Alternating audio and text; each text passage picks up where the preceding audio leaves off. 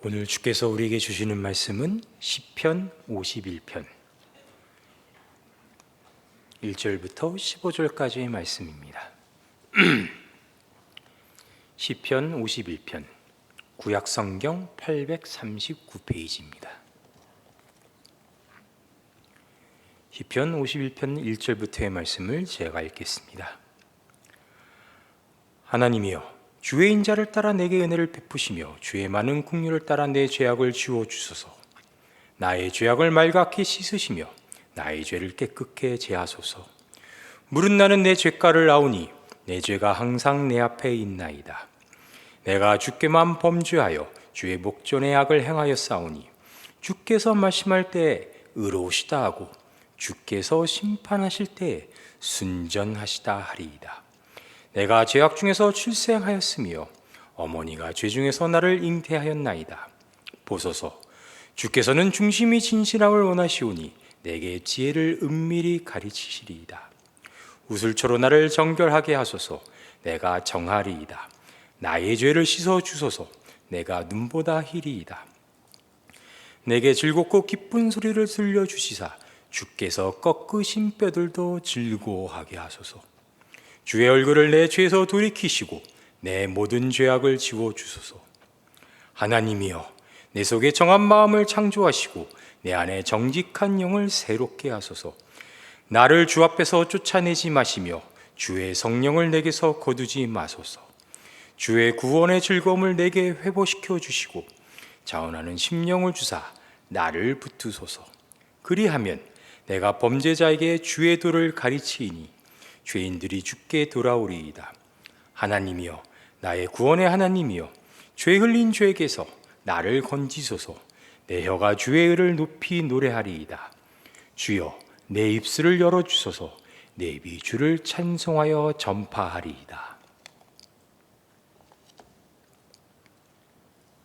성경은 어찌 보면은 하나의 이야기를 하고 있습니다. 그 하나의 이야기란 하나님은 어떤 분인가 하는 이야기입니다. 그런데 하나님은 어떤 분인가의 얘기를 한 가지 이야기로만 설명하지 않습니다. 그래서 성경의 어떤 부분을 보면 하나님이 화내시는 내용이 나오고 어떤 부분을 보면 하나님께서 인자하시고 긍휼을 베푸시는 부분이 나오시고 어떤 부분에서는 지극히 실망하시는 모습을 보이시고 또 어떤 부분에 가셔서는 침묵하시는 내용이 나옵니다. 그 하나하나를 잘라서 독단적으로 독립적으로 보자면 이것이 서로 하는 이야기가 달라 보이지만 그것을 다 합쳐서 성경 전체가 하려는 맥락 안에서 이제 바라보게 되면 그 모든 게 한 분에 대한 이야기라는 걸 알게 되고 사실은 그 모든 게 하나님은 사랑이시다라고 이야기하고 있구나라는 사실을 알게 됩니다. 그것이 성경을 읽을 때 우리가 깨닫게 되는 성경의 진리입니다. 제가 분명히 20분 전만 해도 전혀 목이 쉬지 않고 분명 괜찮았는데 설교를 하러 이 강대상에 올라오니 갑자기 목이 새는 건 아마 성경의 내용에 제가 감동해서 그렇구나 라고 생각이 듭니다. 그런 여러분께 오늘 그러한 성경의 맥락으로 이 시편 이야기를 가지고 나왔습니다. 오늘 보신 이 시편 51편은 다윗의 이야기입니다. 오늘 보신 이 51편만 딱 잘라서 보면은 그렇게 얘기가 되죠. 그래, 다윗은 죄인이구나. 역시 다윗은 겸손하고 훌륭하고 뭐랄까 우리보다 영성이 좋아서 하나님 앞에 자기의 죄를 자백하고 우리가 봤을 땐 한없이 훌륭한 사람인데도 불구하고 왕이지만 본인의 위치를 잘 아는 사람이구나 라고 읽히기 쉽지만 방금 설명드린 것처럼 다윗의 이야기를 합쳐서 하나의 이야기로 읽자면 이 이야기는 다윗이 누구인가를 설명하는 많은 부분 중에 한 부분이란 얘기입니다. 조금 쉽게 설명을 드리겠습니다. 시편을 보시면 시편 앞부분의 다윗은 생각보다 물론 찬송하는 시가 많지만 찬송하는 시만큼 원망하는 시가 많이 등장합니다.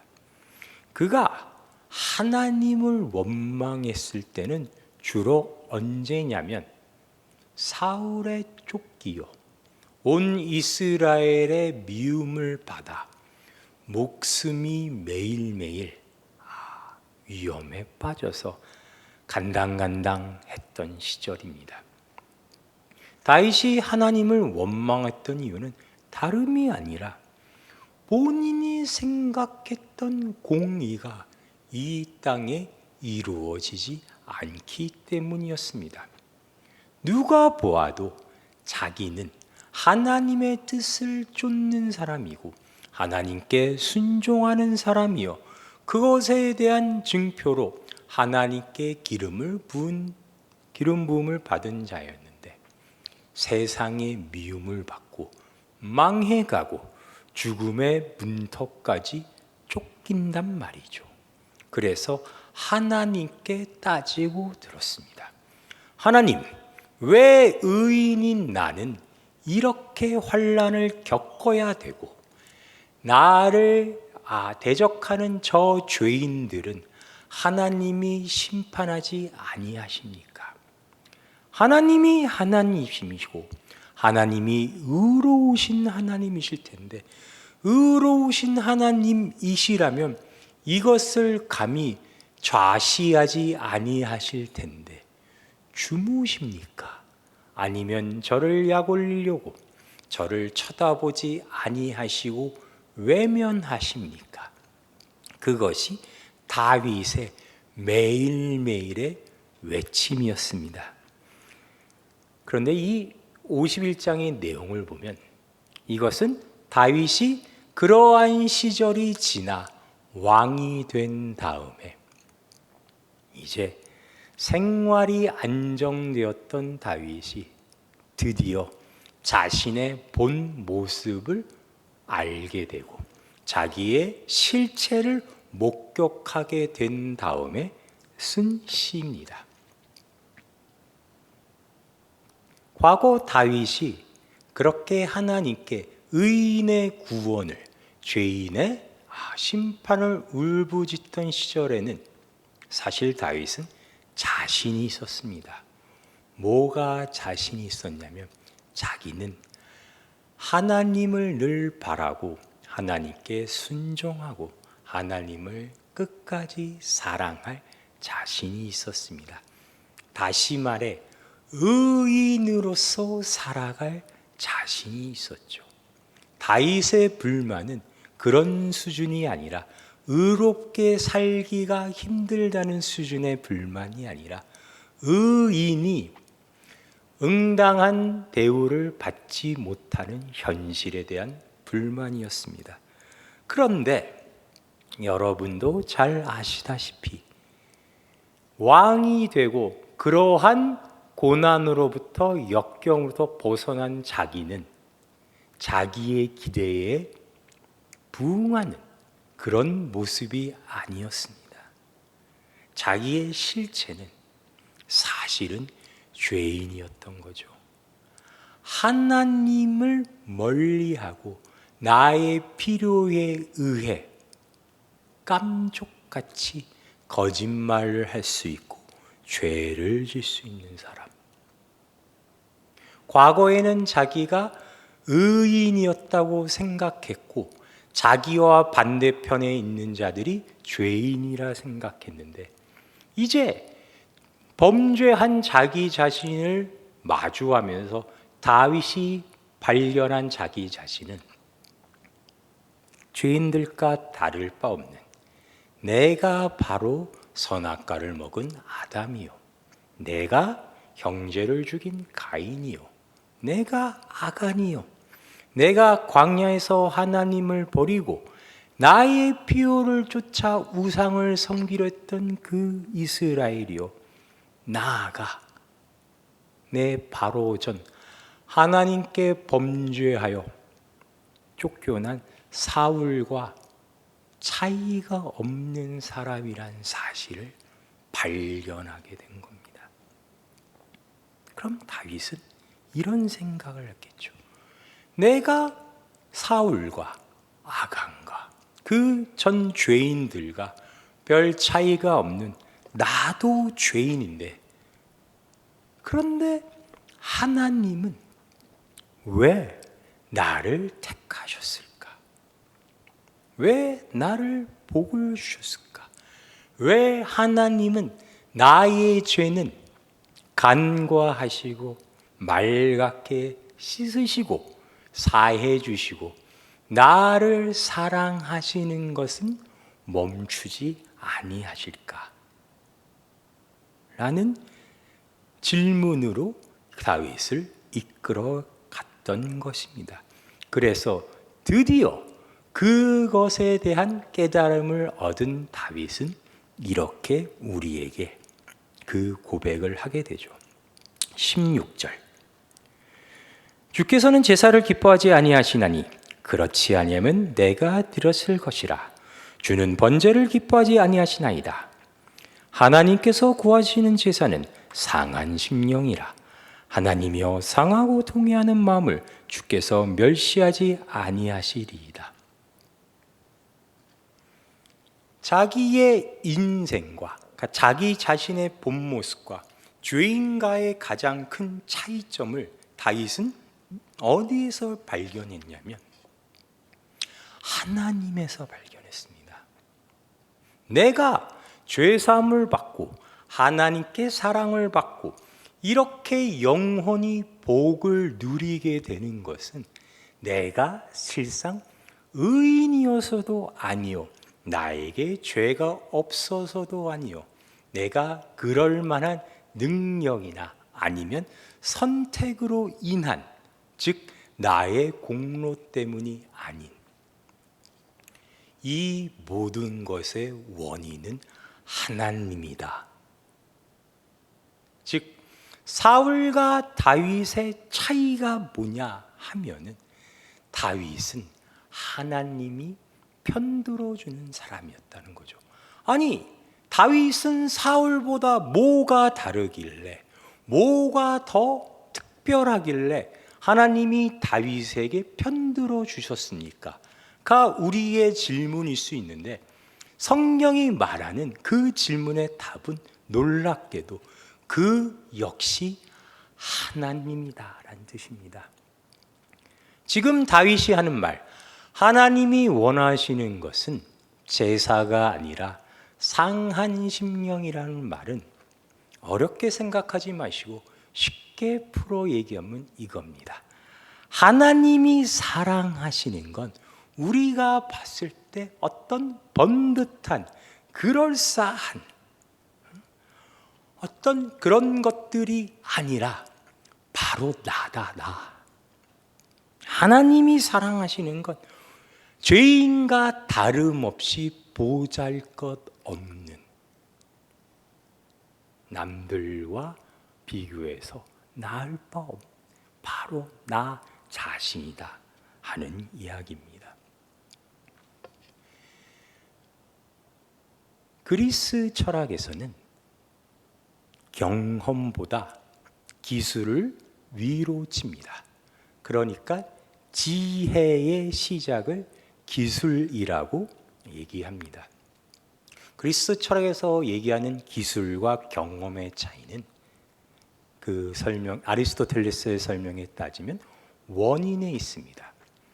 경험만 있는 사람은 어떻게 결과가 이루어지는가는 알지만 무엇 때문에 그 결과가 일어나는지는 모르기 때문에 지혜롭다고 할 수 없다고 합니다. 하지만 기술이 있는 사람은 어떤 원인이 그 결과를 일궈내는지를 알기 때문에 지혜롭다고 얘기할 수 있다고 합니다.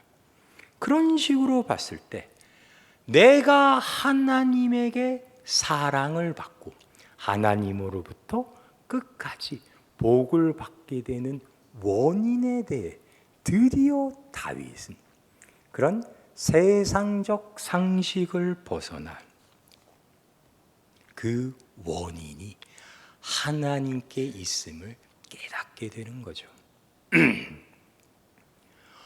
어찌 보면 우리 인류는 창세부터 지금까지 굉장히 쓸데없는 고민으로 시간을 낭비하고 있었는지도 모릅니다.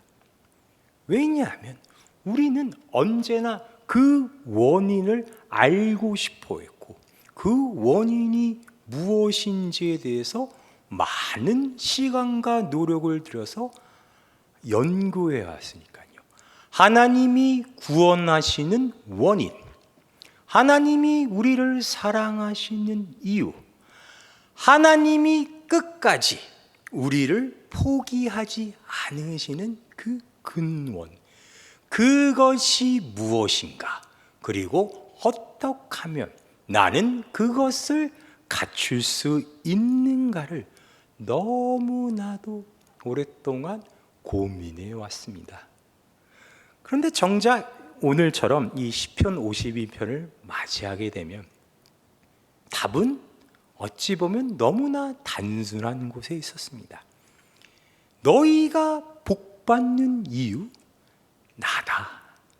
너희가 사랑받고 영원히 나의 자녀가 된 이유는 바로 나다. 내가 하나님이니까, 내가 너희를 선택했으니까 모든 원인은 바로 나에게 있다. 그리고 왜 내가 너를 지명하여 사랑하고 실증내지 않고 싫어하지 않고 끝까지 사랑하기로 마음 먹었냐면 너니까. 사실은 그 모든 원인은 나 그리고 너 우리 둘로서 늘 충분하고 넘쳤는데 너희는 왜 그동안 쓸데없이 그 사이에 다른 이야기, 다른 조건들, 다른 인물들을 끼워 넣으려고 했느냐? 우리는 언제나 나와 너만으로 좋겠다. 그 얘기를 하고 계셨던 겁니다. 하나님은 우리의 죄를 간과하시고 우리를 구원하시고 우리를 의롭게 하심으로 로마서 3장 이하의 말씀에 보면 그리스도 안에서 우리를 의롭다 하심으로 하나님 역시 의로우시다는 것을 드러내려 하려 하셨답니다.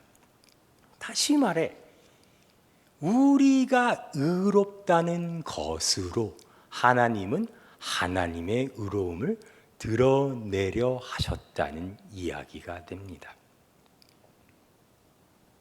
하나님, 어떤 게 잘생긴 건가요? 라고 묻는다면 실상 하나님은 이렇게 얘기해 오셨던 거죠. 네가 잘생긴 거다. 제가요?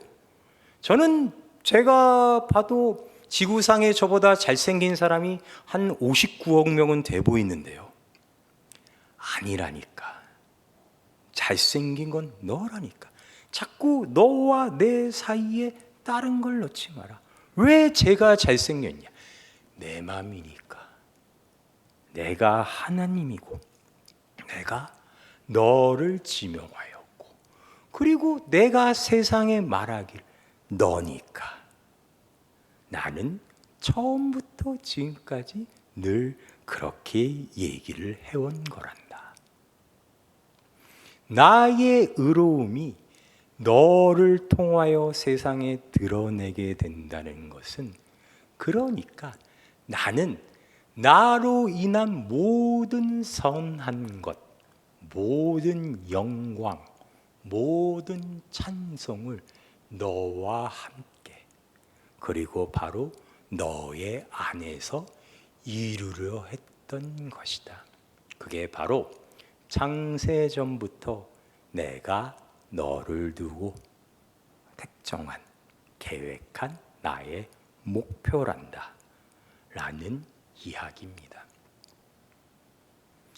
얼마 전에 방영된 더 글로리란 드라마를 다들 보셨으리라고 믿습니다. 더 글로리에 여러 번의 주옥 같은 대사들이 나오는데, 주인공이 어렸을 때 자기를 굉장히 괴롭혔던 친구와 나누는 대화에 이런 장면이 나옵니다. 그 친구가, 말이 친구지만 사실은 적수입니다. 악역 중에 악역인데요. 그 악역인 사람이 이렇게 얘기를 해요. 네가 아무리 복수하려고 노력해봤자 나는 분명 성공할 거야. 나는 좋은 남편 만나고 훌륭한 자식 낳고 부자로 행복하게 살 거야. 그게 내 꿈이고 목표다 라고 얘기를 합니다. 그렇게 어렸을 적 괴롭혔던 주인공을 자극하니까 주인공이, 이 드라마는 복수 드라마입니다. 그 악역을 하는 그 상대를 보고 웃으면서 얘기를 합니다. 연진아, 내 꿈은 너야 라는 아주 기가 막힌 얘기를 하죠. 그거는 물론 복수를 담고 있는 내용이지만, 실상 하나님은 늘 하나님께 이런 질문, 하나님은 어느 뭐 때문에 이러시는 겁니까? 하나님은 도대체 왜 나를 낳으셨고, 왜 나를 창조하셨고, 왜 나를 이 시대에, 이 시점에 이런 부모의, 이런 국가의 백성으로 살게 하십니까? 왜 그러십니까? 도대체 뭘 이루려고, 무엇을 증명하려 하십니까? 라는 모든 질문에 대해 하나님은 사실 그렇게 얘기해 주셨던 거죠. 내 꿈은 너야. 내 꿈은 너야. 너를 이 세상에서 가장 고귀하고 가장 거룩하고 무엇보다 나를 제일 잘 알고 나를 가장 닮아 있는 그런 존재로 만드는 것, 너를 통해서 내가 하나님 됨을 이 세상에 보이는 것, 그것이 나의 처음부터 가졌던 꿈이었단다. 그래서 하나님의 그러한 꿈이 우리에게 어떻게 실현되었냐면, 가장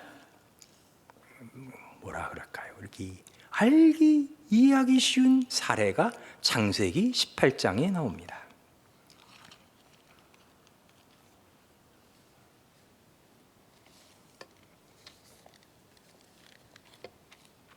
창세기 18장 17절.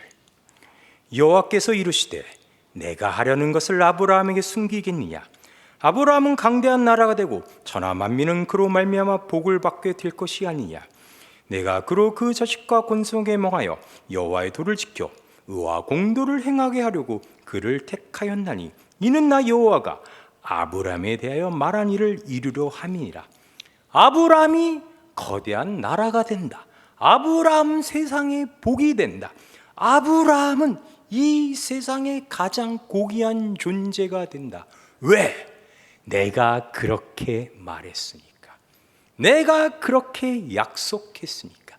내가 아브라함의 모든 것에 있어서 원인이 될 거니까. 그렇게 하나님은 늘 우리의 모든 것의 원인이 되셨고 하나님이 원인이 되셨다는 것을 우리에게 알려오셨던 거죠. 그래서 이 이야기는 어디로 가게 되냐면 우리가 방금 보신 것처럼 세상의 복된 존재로 만들어 나아가는 데 있습니다. 여러분은 남포교에서 설교를 들으면서 이 표현에 익숙해지셨을 겁니다. 한 걸음 더 나아가자. 그보다 더 크게, 더 귀한 게 있다. 거기서 머물지 말고 오늘은 할 말자고 내일은 뭔가를 더 해보자. 이런 표현을 설교 시간에 많이 들으셨죠. 그 한 걸음 더 나아가는 것, 더 깊이 가는 것. 그럼 그게 구체적으로 어떻게 하는 걸 그렇게 하는 것이라고 이야기하는 걸까요? 늘 우리가 듣는 윤리와 도덕적 관념에 그 한계에 묶이거나 제한되지 말고 그걸 넘어서 더욱더 고귀한 거룩한 성도의 삶을 사는 것, 그것은 도대체 어떻게 사는 걸 의미할까요? 오늘 보신 이 창세기에 하나님의 말 상대가 되는 것, 모든 일에 있어서 하나님의 상의하여 같이 일하는 조력자가 되는 것. 더 나아가서 얘기해 볼까요? 하나님이 모든 것의 원인이 되셔서 내가 오늘날 이 복을 받는 은혜로운 자리에 서 있는 것처럼 이제 내가 세상의 복이 되는 것. 내가 하나님을 닮아 이 세상 모든 선과 모든 복의 원인이 되는 것. 하나님이 나에게 그러셨던 것처럼 이제 내가 세상이 하나님으로부터 받게 될 복의 원인이 되는 것. 그것이 바로 한 걸음 더 나아가는 거죠. 집사님은 우리 교회에서 제일 잘생기셨습니다. 그럴 리가요. 저보다 잘생긴 집사님, 장로님들이 많을 텐데요. 아닙니다. 제가 보기에는 집사님이 제일 잘생기셨습니다. 이런 얘기를 한 100명쯤에게 하셔야 됩니다. 여러분이 원인이 돼야 됩니다. 여러분을 통해 잘생기고 예쁘고 의롭고 선하고 착하다는 것이 그 여러분이 원인으로 됨으로써 그 안에서 생겨나고 자라나야 됩니다. 그것이 하나님께서 여러분에게 품은 꿈, 그 목표입니다. 다윗은 아무런 것 없이 하나님이 원인이 되셔서 다윗이 된 것처럼 우리가 하나님이 원인이 되셔서 오늘날 복받은 성도가 된 것처럼 이 세상은 여러분이 원인이 되어 치유받고 구원받고 사망의 위협으로부터 벗어나 참된 안식을 받아야 합니다. 그것이 여러분이 나서야 할, 나가야 할 그 한 발자국이 되어야 합니다. 기도하시겠습니다. 하나님께서는 언제나 우리의 원인이 되시고 우리의 이유가 되시고 우리가 누리고 있는 모든 것의 근원이 되셨습니다. 그런 하나님의 능력과 은혜와 성품과 긍휼로 말미암아 오늘 우리는 이 시대에 그러한 하나님의 하나님됨을 이 세상에 보이는 그러한 복된 존재로 살아가고 있음을 믿습니다. 우리가 내뿜는 호흡 하나, 우리가 내미는 따뜻한 손길 하나, 우리가 건네는 부드러운 덕담 하나에 하나님께서 하나님의 호흡과 능력과 권능을 더하사 밝은 곳에 빛을 비추게 하시고 어두운 곳에 따스함을 내려주시고 무엇보다 더 이상 사망이 왕노릇하지 못하게 우리를 이 땅에 세우시고 우리로 하여금 이 모든 것을 사랑하게 하셨습니다.